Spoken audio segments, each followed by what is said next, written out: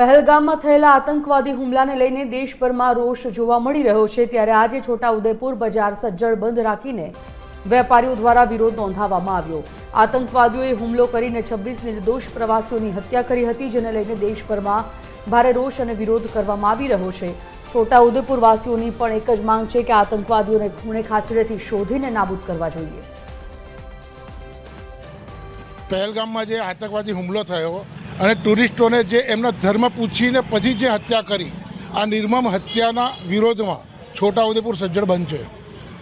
આ નિર્મમ હત્યા કરનારા આતંકવાદીઓને જે પણ હોય એમને ખૂણે ખાચરે શોધીને એમને નેસ્તો નાબૂદ કરવા જોઈએ। આજે ઉદયપુર બંધ છે, ખરેખર આખું ભારત એક સાથે બંધ રહેવું જોઈએ અને આનો સરકારે બહુ સારો પ્રતિક્રિયા આપી છે અને દેશવાસીઓનો બધાનો આટલો સરસ સપોર્ટ છે।